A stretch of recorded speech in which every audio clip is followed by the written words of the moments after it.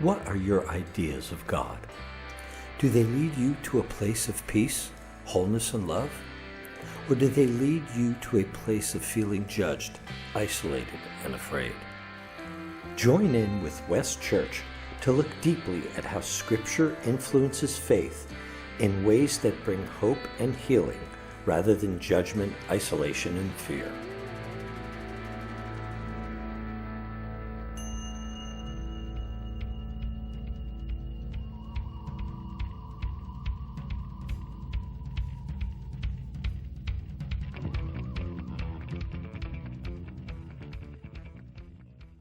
Hey, I'm so glad that you are here worshiping together at West. I'm sorry that I could not be with you to kick off this series. Adam's going to do a phenomenal job talking to you this morning about deconstructing religion, and I'll be back with you next Sunday, and we're just going to dive deep into ripping this apart and seeing, like, what is at the root of who we are and what we believe. That's really what deconstructing religion is all about. You see, over the years, we were taught to believe certain things, and we figured that we had to believe these things if we were going to be a good Christian. And then as we grew and as we matured in our faith and our own journeys, we started to realize that we had some questions. And some of us have been provided the opportunity to ask those questions. Others of us have been told, you better not question anything, just take it for what it is. And what we're finding is, in today's society where information is available to us, anything we could possibly want to know in just seconds, people are starting to turn away from what they've always been taught and told about religion and experiencing it on their own, which is fine, but we also believe that there is something to be said for being in community. So as a community, we are going to deconstruct some of the things that we've been taught we always have to believe. We're going to look at difficult passages in Holy Scripture and see what they really mean, understand what the context and metaphorical writings really do say to us. And I'm so excited about the next several weeks that we're going to be spending together. I want you to take a look at this image. Behind me, or what you see right now on the screen, is a screen in a window with a lot of patches. Tom stayed at an Airbnb in upstate Michigan, and for his Ironman triathlon, which is where we are right now as you're worshiping together, and the place didn't have air, and that's fine. I can understand that, but what I had an expectation of is that there is some way to let the air circulate through the house without also letting every bug in upstate Michigan circulate through the house. And what we found when we got here was that it looks, most of the windows look a lot like this. What you see is what originally was one piece of screen, but then over the years, it has been patched and patched and patched and then patched some more. And now even some of the patches have holes in them. Sometimes you have to just do away with the whole screen and get a new one. And that's what I'm inviting us to do in this series. Put away any of the things that you've been taught and just, like, let's boil it all down to the person Jesus of Nazareth, what he did, what he meant, what he taught, and then what understanding he gave us of God, not what the human constructs of religion gave us of God, but what Jesus said. And Adam's going to get started in that with us this morning, and I'm so glad that you are here, and thanks for worshiping. Good morning. Before I get started, I was told I need to read this. The following opinion is Adam Lumley's. It is not the opinion of West Church, the United Methodist Church, or any church. It is not the opinion of God or God's subsidiaries. You can respond to Mr. Lumley's comments by simply discarding them and moving along. He's just another human just like you. Okay, now that we got that out of the way, I can say whatever I want and you won't get too upset with me.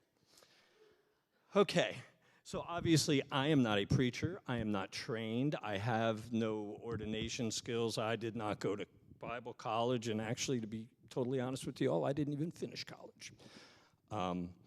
So I am up here, one, because Andrea asked me, but two, she knew I had gone through some things recently and wanted me to show you, to be, I'm you, okay? One of the things that I was thinking about recently is that in Christianity, if you take away all the other stuff, we've got like this target. Jesus is the target. Like if we could be like Jesus, if you pull out all the other stuff, like that's what we're supposed to be. So if like Jesus is the bullseye, and I'm throwing darts and they're hitting over here, it doesn't change where the target is, and it's okay. You could keep swinging. It's just remember that we think that there's a formula, but the more and more, and as you see, one of the things that's happened to me is I don't really think there is. We're made in God's image according to the Bible and according to Christian theology. And what does that mean? Like, I was thinking about this the other day. Does God know what chocolate tastes like? I mean, seriously. Like, I could sit here and think of every superlative in the world to describe chocolate to you. I mean, it's creamy, it's sweet, but it's got a little bite to it, and the color's off-putting, but it tastes so good, and it can be used in so many things. But you don't know what chocolate tastes like until you taste it. Like, there's nothing I could say that would really, give that to you. So we have this connection to God, this image that we're made in or we are made like. So if God created the earth, well, we created fire. We've created AI. I mean, everything in between fire and AI, right? With everything that's on this planet, I mean, let's just buy into the story. God made the earth and everything on it. Everything we have right here, we're able to use to create stuff like God. Are we God? No, don't mishear me, but there is a deep connection that I think we miss sometimes, and sometimes it's because of church. I want to tell you a little bit about myself. Some of you may know me, some may not. I'm what I will call like pretty much the opposite of your church person. I grew up in a town outside New York City. It was rural, about an hour from the city, but it was pretty rural. And my mom would take me to a little Methodist church when I was a little boy. And one day, I remember, and I don't have a lot of memories, but I was 6, maybe 7 at tops, but I'm pretty sure I was in kindergarten. My dad wouldn't go with us, and I went to church, and he says, how was Sunday school today? Did you learn anything? I said, nope, I didn't learn anything. I don't like it, and I don't want to go back. And he looked at my mother, and he said, okay, he's done, at 6 years old. Now, I know a lot of people, especially people that grew up in a church, would almost find that heretical, but my father did not. And looking back on that, and I don't want to give my age up, but just so you know, because there's a lot of years near, I'm almost 60 years old, so I'm going way back now. And when I look at that now, it's amazing that my father, who did not believe in God, and was either somewhere between whatever is an atheist and agnostic, gave me the love that God gives you, which is free will. And I didn't obviously know it at 6, and I didn't know it at 16, and I don't think I knew it until about 56. But I realized, and I got to be honest with you, my dad's not the greatest guy in the world. There's a lot of things I'm not happy about the way life has turned out with us. But he showed me the kind of love that I think God gives us. Is like, hey, it's up to you, man. It's your life. So having said that, I basically did not step into a church until I was around 16 years old. I mean, we did the Christmas and Easter thing with my grandparents once in a while, but it was, just God was not on my radar. There was no, I obviously, if you could tell from my dad, I did not have a super structured life. I was able to read what I wanted to, listen to what I wanted to. I got away with all kinds of things. I grew up in New York in the 70s, so you can fill in the blanks. Drinking age was 18. I had a mustache at 16. So, I mean, it was, and I had the complete opposite of many, especially, not to pick on the geography, but people in the South. I mean, going to church was part of your day. You went to church whether you liked it or not, and you learned all these lessons and all that stuff, and I really didn't have any of that, and God and church was not on my radar. I'm not going to go into a long spiel about it, but at 16, I had a God experience. I feel like God made himself present to me, or herself present to me. It was not bells and whistles and fireworks, and I hate even telling the story because some people are like, well, God didn't do that for me. But I was hungry because I felt like I was missing something as a teenager. I really, really just felt empty, and I had this moment, and so here I am, the opposite. Now, I have no preconceived notions of what church is, what church could be. I had this moment where now I believe in God, or I had this connection to the divine, but I didn't have any other, I didn't know, I mean, I knew what Christmas and Easter were, but that was it. I mean, I didn't know any of the church doctrine and theology and all this kind of stuff. So I started bouncing around and I went into churches, and not to get too deep into that, but I think that a lot of the things they were teaching me, I just kind of put in like some mental file cabinet. Some of the things I didn't understand, like, suffering or eternal damnation, or, how the Trinity and how much of God is in Jesus. Is he half and half? Is he fully both? Is he, is there percentages, because, and some of these crazy stories, like, I knew that I had an encounter with God, and so I just kind of filed that stuff away. The good news for me, and again, why I ended up in the place I am today, is what I noticed, and I married, when I came down here, I'm on my second marriage, and I married a woman that is from the South and was raised in a Baptist church. And speaking with other folks that were raised in a church, I never realized the fear that you grew up with, like little kids feeling like God's going to smite you, and if you don't do this right, God's going to do this, and if you don't, and you could go to hell, and all. Like, I didn't have any of that. So I came, again, at this whole thing from a different place. So when these things, when these hard passages or these hard theories and topics, and especially when you get into, who's in and who's out and all of that stuff, I filed it away. I didn't think much of it, and I really, really feel bad because God is not fear. If any of you still have that fear, that is not God. God is not one. I mean, again, I'm no theologian. I'm not trained for any of this, but I know that can't be godly. So anything you could do to drop that and know that you're loved, I would hope you can, because I am so thankful I did not have to grow up with that. A couple other things I missed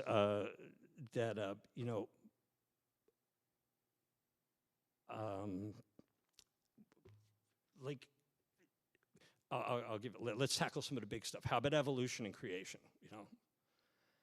For me, because I didn't learn any of that, and I had, your typical science type stuff when I was a kid, it wasn't really hard for me to say, well, why couldn't the Big Bang be the hands of God? Like, I didn't have a problem with that. And maybe we did evolve and God breathed spirit into us at some point. Like, I didn't really have a problem with that.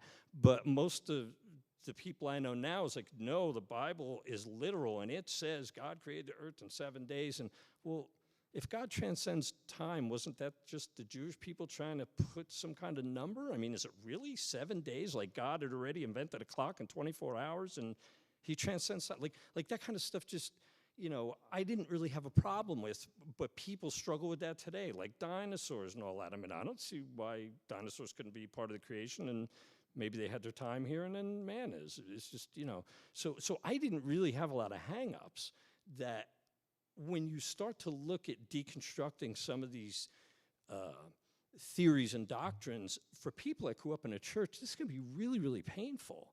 Like, you're tearing out stuff that they've been taught since they were a child. And so be aware of that if you start to question some of these things as we're going through this series, if you did grow up like that. And I am so thankful I didn't. So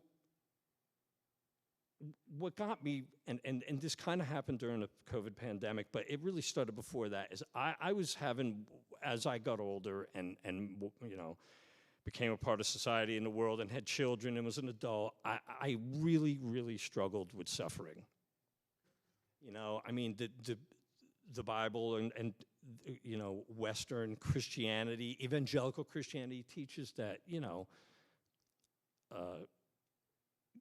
we're God, we're to believe the Bible, hook, line, and sinker, and God is like, I don't know, this angry God and all this stuff, and yet he loves us, and he loves us unconditionally, and God loves us forever, and I'm looking around, and there's people all over the world starving. I mean, I was blessed. I had a kind of a basic middle-class life, but, I remember a few years ago, I'm a bit of a geography guy, like a news junkie when it comes to geography, and American news is not real good about talking about world news, so I oftentimes at night will put on like BBC BBC International and other world news to try to find out what's going on outside of the U.S. And so I followed a lot of stories, and like I can pick 100 of them, but from 1948 up until today, the country of Myanmar, which used to be Burma, it's near Thailand, has had this minority of Muslims in it. And the government has been trying to eradicate these people. They have been pillaged, raped, moved out of their homes. They've left with nothing on their backs, and killed systematically. And they think there's hundreds of thousands of these people. Now, this group still exists. But I'm thinking, God, if you made all this, and you're all-knowing, like the church says, and you're all-powerful, you're okay with that? Like, I really, really struggle with that. I mean, these people, and they're Muslims, so you mean to tell me that their life is basically going to be hell on earth, and then they're going to die and go to hell? Like, I had never really got into the whole eternal damnation thing because it was one of those things I stuck in my little mental file cabinet. I just didn't really think about it. I was kind of in the here and now, and so after raising kids, being a little older and starting to look at the world more, I was like, man, God, really? Is this okay? And this is a question that was a few years ago, and this is something I've struggled with, and I will tell you, I've been serving here and working with Andrea for 12, 13 years, and before that, at the other church. I almost gave up on God about 2 years ago. This was killing me. I mean, I could go on Rwanda, and it's not just Africa and Southeast Asia. We do it in our country all over the place. Men and people are trampling on people that God said he loves. And is God okay with this? So, and again, I am not Mr. Spiritual. God, I don't even read my Bible as much as I used to or any of that stuff, but I do talk to God a lot because I got questions.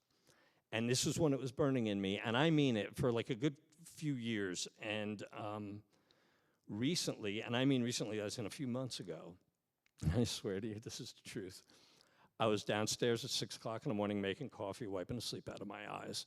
I put on a radio, and I hear about the problems in the country of Sudan in Africa. And now this isn't even a religious thing. First of all, not to bore you with African history, but Sudan was one country, and then the Muslims in Sudan drove the Christians out. They killed, the war estimated between these, now you have South Sudan, regular Sudan. The war supposedly killed up to like 2 million people over this whole civil conflict. 2 million people. And then finally, South Sudan is more of what you'd say like a Christian nation, and regular Sudan is more run by Islamic and Muslims. Now this country is Sudan, and there isn't even a religious component. There's two factions fighting against each other, and this thing's starting all over again. I'm like, here we go. I'm making coffee. I'm listening to the radio. I'm like, here we go, God. There we go again. What is wrong with you? What in the world are you doing? Why did you do this? Why is this okay? I was really frustrated. And it wasn't, again, like my first thing, it wasn't audible, but have you ever had a thought that has like strings on it that are like tied to your gut, and you think about it and it just feels like it's about to, just a thought, no vocal or anything, but this feeling or thought is just gonna like rip your guts out. I have felt so uneasy, and I just had this thought with the strings ripping my gut out going, you're supposed to do that. That's not my job. That's what you're supposed to be doing. And I was like, oh no, oh my. God, I mean, wait, what? Me, and obviously not me, but we did, and this is what we do. We want to blame God for everything, and yet it's us. And I was just really, it set me spinning. It set me spinning badly, and I just said, oh no. We're supposed to be taking care of these things. We're supposed to be the one feeding these people. Now, listen, this isn't a political statement or anything, and if anyone could disagree with me, I'd love to hear your logic. This is a very simple statement. There are so many people starving in this world, all over the world, in hidden jungles we don't even know about. But you mean to tell me, I don't care, forget about the will to do it, but you mean to tell me with all the wealth that's in this planet, I guarantee you we could feed everyone. I don't know how. I don't know what the logistics would take, but I know there's enough money, wealth, and supplies to feed the entire world. How could that not be like one of our first priorities? We're letting people die. It just didn't, all of a sudden, so all this stuff started coming to me. If we're made in God's image and we were put here, we're supposed to be doing these things. And that's what Jesus talked about a lot. He didn't talk about all the other, Jesus didn't go on and on and on about like eternal damnation, which is where I'm headed with this. So I'm into this thing about the suffering, and all of a sudden I'm like, oh, well, wait a second. The church is telling me that probably like a lot of people are going to go to hell. And not only are they going to go to hell, but they are going to be consciously tormented forever. Consciously, you're going to feel it. Now, you could think of some of the worst people in the world, conscious torment forever, not like 6 million years, forever. And this Jesus that I read about in the Bible is telling me, forgive 70 times 7, turn your other cheek, love your brother, give sacrificially, don't hoard wealth, blah, blah, blah, blah, blah. So wait a second. So you mean to tell me that I have to live sacrificially, I have to forgive, I have to love, I have to feed, I have people, I have to go visit people in prison and do all of these things Jesus prescribed. But if you don't believe in him, you get to burn forever. Like, that doesn't make sense to me.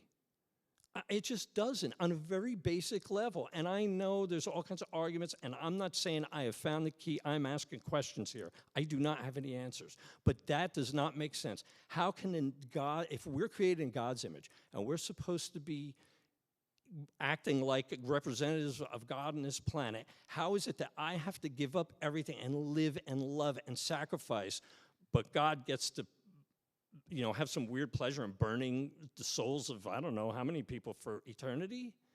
Like, that doesn't sound right to me. And you don't have to have had children to think about sending one of your kids there. So is that cool? So like all the believers, they say, well, God, you and I are good, and if my kids go to hell, well, you know better. I mean, I would know. I mean, one of my children could mow down an entire block with a machine gun. I'm still not sending them to eternal damnation forever. It just doesn't add up. It doesn't make sense to me. The love that you're supposed to be showing based on what Jesus taught us and this fire and brimstone thing just really, really was the unraveling for me. And I didn't know where to go from there. I'm like, wait, this is what the church teaches. Well, not necessarily my church, but a lot of churches teach this. And so I started doing a little digging. And one of the things Andrea mentioned, and I'm going to give a plug for this, I don't know how you all feel about like the whole thing with AI and stuff, but it is a chat. Like, you can actually go on the OpenAI and create a chat. And so I just started asking the AI questions. I'm like, where did this idea come from? And, now I cross-check some of this because I know you can get some bad information, and I did not do deep dives. Again, I'm not a theologian, I'm not some reference guy, but I started looking into where did this come from? Like, Jesus never, ever uttered the words, you're going to burn in hell forever. And if that was the case, why was he running around telling parables? I mean, Jesus should have told, the only thing Jesus should have said is, follow me or you're going to burn forever. Like, that should have been his only message. It wasn't. He barely even talked about it. Hell is mentioned in the Bible, but our concept of hell, and I'm going to talk about the words that were used for a minute. And again, I'm not a guy that knows anything about Greek, but we don't have words for some of these things, and we create these words. And we also, for some reason, in our modern minds, we think everything Jesus was saying was for us. It's about the future times. And the guy never left Israel. I mean, he literally never went anywhere else, you know? Why do we think that this is all about us? And I'm going to remind you that historically, in 35 years after he's gone, Israel is obliterated, and they're still not worshiping there. I mean, was the end of the age, for instance, when Jesus talked about that? We were taught, oh, this tribulation and end times and rapture. Was the end of the age maybe the age of the Jews? He was there for them. Now, in American evangelical place, I would be called a heretic for even thinking that. But there are Eastern Christians that you know, their branch came from the East into East Asia and stuff. They don't believe that. The Catholic Church doesn't believe in the rapture or you know, those type end times things. They have the thing with the judgment, but so stuff starts to become a little like suspect when it doesn't line up if God made you in his image and he made you to think and to reason. So the one thing Andrea mentioned is the technology, and that's why I brought up the AI. We've always been told, you know, the preacher tells you what to believe, you sit there, you listen, you go home.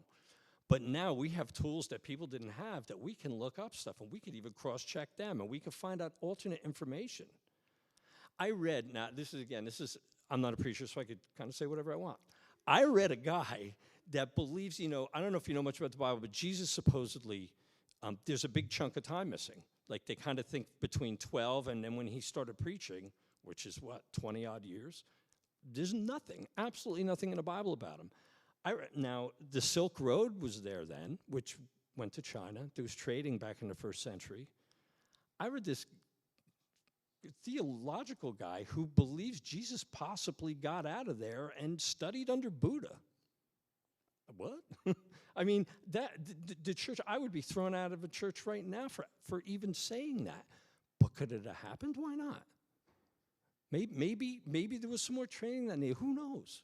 You know, it's okay to ask these questions. God is not going to smite you or send you to some eternal damnation place just because you asked a question, just because you're thinking outside of the box. I mean, how could God have created all this if God wasn't thinking outside of the box? So I again, I know that that's a weird one, and I'm not saying I believe that, but I mean, there's all kinds of theories and things, and you can look up some of this stuff for yourself. It does not take away the message that Jesus gave us. You're supposed to love. You're supposed to give. You're supposed to live sacrificially. That's how you come to God. You know, I remember a lot of people, especially, and growing up in the 80s and the whole born-again thing, you know, John 3:16, you know, you must be born again. Well, did you ever read that? Jesus says that to Nicodemus, and Nicodemus was like, what? I don't get that. So then Jesus has to go, okay. And if you read forward, Jesus brings up this story about Moses and the desert and holding a snake up and all up in the air, and you could read it if you want. Jesus didn't sit there and go, listen, Nicodemus, you need to say a sinner's prayer.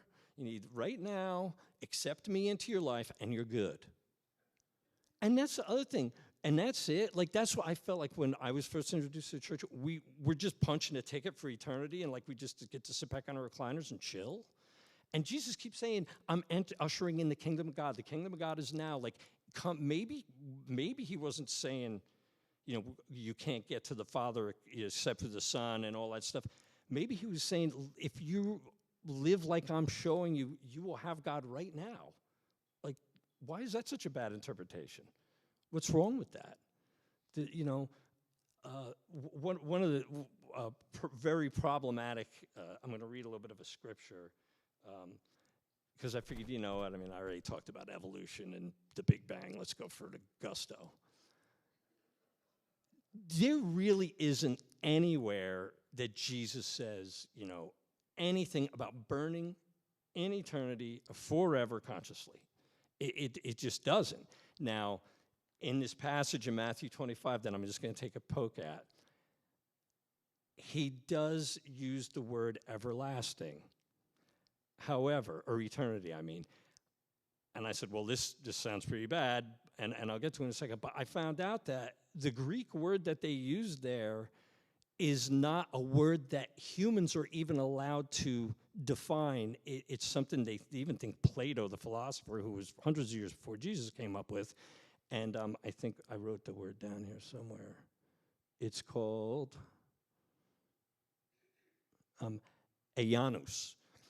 And basically, aionios is an age that's totally prescribed by God. It's not eternity. It could be, because it's prescribed by God, but it is not. But we don't have a word for it, so we use the word eternity. And see, that's another thing that's going to come up, and Andrea will touch more on this. But this book, iPad, was not dropped from heaven. It's not the Ten Commandments. Human beings wrote this. And when you see how, I'm assuming she'll get into this, how some of this was put together, I'm going to touch on a little bit of it real quick in a second. It's interesting. The Bible was not dropped from the sky, and actually the Bible isn't a book. It's a collection of writings, right? It's not allegedly, they tried to put it in order, but it's just a book of writings of people, men, of course, and their encounters with God. Now, we can determine on how God-breathed it is, but I don't think Jesus came to make a Bible, and I don't think Jesus came to have us worship a book, because I would hope he would tell us. So when the Son of Man comes in glory, all the angels with him, he will sit on the throne of glory. All the nations will be gathered before him and will separate people one from another, as a shepherd separates sheep from the goats.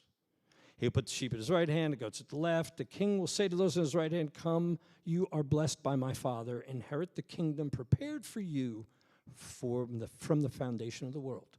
For I was hungry, you gave me food. I was thirsty, you gave me something to drink. I was a stranger, and you welcomed me. I was naked, and you gave me clothing. I was sick, and you took care of me. I was in prison, and you visited me." Then the righteous will answer, "Lord, when was it that we saw you hungry and gave you food, or thirsty and gave you drink?" He said, I lost my spot. "And when it was a stranger, you were welcomed, you were in a prisoner, we gave you clothing." And he said, "When you've done it to the least of these, you have done it unto me." Then he said to those on his left hand, "You are cursed. Depart from me into the eternal fire prepared for the devil and the angels." Eternal fire. "For I was hungry, and you did not feed me. I was thirsty, you did not give me drink. I was a stranger, you did not welcome me. I was naked, you did not give me clothing. I was sick and in prison, and you did not visit me." And I'm not going to continue, it goes on. So the word eternity there that was mentioned when he says that's where they're going to go is that word aionos, which means a predetermined time of God. Well, maybe there's some souls God needs to straighten out. Like, why? I didn't see eternity in here. And I'll tell you something else that's very interesting about this, and this goes on and on.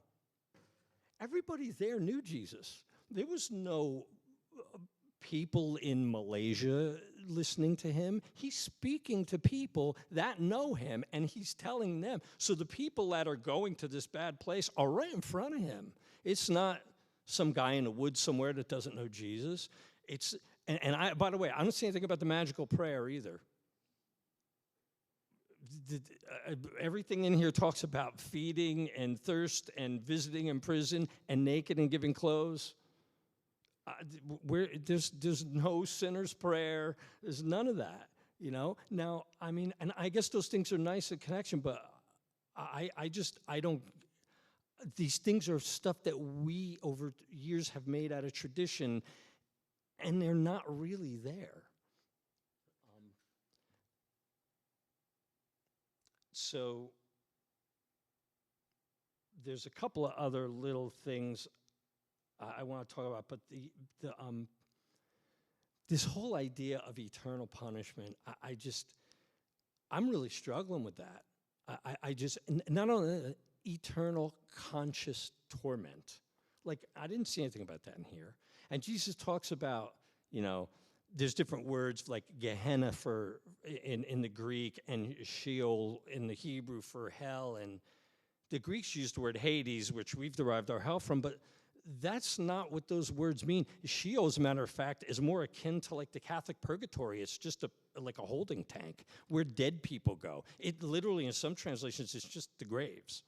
And Jesus references one that. And then Gehenna is a place that was south of Jerusalem. And I think Andrea's mentioned this before, but it was, we've always been told it was some kind of like a burning pit where they got rid of refuse and stuff like that. But in the Old Testament, I found out from doing this research on Gehenna, the Jews at one point were sacrificing children because they were, you got to remember, we're sitting here with our 2,000-year-old lens looking at, now we're going before Christ, so even more than that, thousands and thousands of years ago, sacrificing your kid for your land or whatever was a common thing. I mean, we recoil at the thought of that. Oh my gosh, what? But they did that. It was just normal. I mean, it doesn't seem normal and it seems barbaric, but this is what went on. And then like the prophet of Jeremiah was like, yo, you guys are doing what these other people that believe in God, their gods do, sacrificing children. We've never asked for that. Why are you doing this? And then so he stopped it, and the place basically became, it was originally a place of burning sacrifice and became a garbage dump. They put refuse there, and supposedly the flames never ended. It was just people were always throwing stuff in there. And so in Jeremiah, he starts talking about, hey, this whole Israel is going to be laid to waste in the Old Testament. And he mentions, and you're going to end up in Gehenna. Well, what happens? 100 years later, the Babylonians come in and completely wipe out Israel. And Jesus uses the same kind of language when he's talking here on the one passage I read, and just before this in Matthew, when he starts talking about what we think as Christians were taught as hell, he references this Gehenna place. Well, 30 years later, the Romans came in and completely flattened Israel, and it's still there. I mean, there's no sacrifice in the Jewish temple. He said, the end of your age. There's no sacrifice in the Jewish temple. There's a mosque on that place right now. We can go there. I mean, we pushed forward in the 40s, and Israel became a country again, but they were wiped out. So how did we adopt that as our end times? Maybe Jesus was just warning his friends that they better turn and pay attention to God because they're in trouble. They're going to be in trouble. They're going to be flattened if they keep poking this bee's nest, which they did with the Romans. And of course, history told us what happened. Again, I want you to understand, I'm going to wrap this up. I'm not trying to change anybody's mind here. I specifically and most importantly, one of the main reasons I am still involved in this church, because I'm about ready done with church, is that it's okay to ask these questions. It's okay to know the bullseye is over there and throw your arrows way over here and just miss completely. It's still there. It's okay. God is not going to smite you. He made you in God's image. So doesn't that mean we can create and do other things? Can't we ask questions? Maybe we should be asking more questions. I'm just going to leave one thing. And this blows my mind, because one of the things I didn't understand when I was telling you about my prior life is that this whole thing about the Bible being inerrant. Everything in there as if it was dropped from the sky. Well, I think in the late 1800s, they found a passage, it's in Romans 16:7, where a woman's name was changed to a man's name. They went back to the old, remember, there was no printing press until 1400. So what did these people do? Like, they didn't have a Bible. Where did they read from? I like these questions, because it's like, did they have all these theories of the Trinity and this, that, and the other thing? No. not initially anyway, and they didn't have a Bible. I mean, they had these letters from Paul, and the Gospels were written within, 40 or 50 years of Jesus dying. So, but someone had to pay, some rich person probably had to pay somebody to write all this stuff down, and had to get copies made, So I don't think they were sitting here saying, you must believe in this or you'll perish. These were things to embellish their faith. So somebody did not like the idea that Paul called this woman an apostle, and I could go on about this, but basically changed her name and made it masculine. And they finally changed the Bible, I think in the early 1900s. They actually changed it back to the female name, because somebody back then didn't like the fact that Jesus and Paul called a woman an apostle. The society was different back then. I mean, Jesus was radical. Mary Magdalene was handling money and making decisions. I mean, in those times, a woman was property. A woman was a transaction to get married. So it kind of makes sense. Some guy might have said, "Oh, Jesus is a little too much. We can't be telling people this. We're just going to add a couple letters and make that name masculine." And it was changed. Again, it's in Romans 16:7 if you want to look at it. And just recently, a grad student, this is in 2017, found what could be a huge error in the book of John, where they took Mary out of it, not Mary, Jesus' mother, but Mary Magdalene, and inserted Martha. I don't have it in front of me what it is, but if you're interested, she's a Duke Divinity professor now, and her name is Elizabeth Schaefer. And it's just what she discovered, because, again, technology, they have the original, or the oldest book of John. They call it papyrus number 66. They digitized it. This woman's in a graduate class in New York City and gets an email with this image on it, and is able to look at stuff that you couldn't, none of us could look at before, because it's on a scroll and you can't touch it. It's about to fall apart, right? But somehow they digitized it. And she thinks she found an error in this passage based on prior writings, and it's a long story, but there may be another change, and this one will be big. So I feel like I've talked in loops and circles. I hope I made some sense to you. If you come away from anything with this, please give yourself a break. It's okay to ask questions. I do not think, based on what I see here and what I found, because I didn't have that baggage, that God's not going to smite you. You're not going to hell for thinking a thing or looking into a thing. And maybe as time goes on, this whole some of this unraveling and this deconstructing of things we've been taught over the years and years will bring you some peace. I really do hope so. And if you would allow me to, I would just like to say a prayer before we go. Father God, when I found out on Tuesday I had to do this, I was like, yeah, sure. And I've been shaking in my boots ever since, because I don't want to misportray who you are. However, I don't think I can do that, because you're much bigger than anything I am or anything I could say.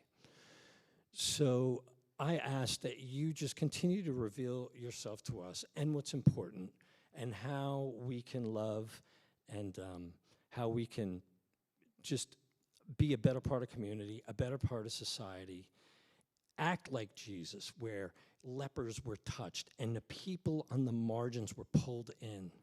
That the church is not supposed to be a place with walls, but a place that has tons of doors that are not closed, and that we are just to love. I just thank you and ask that you cover us and bless us this week, and these things are asked in your name. Amen.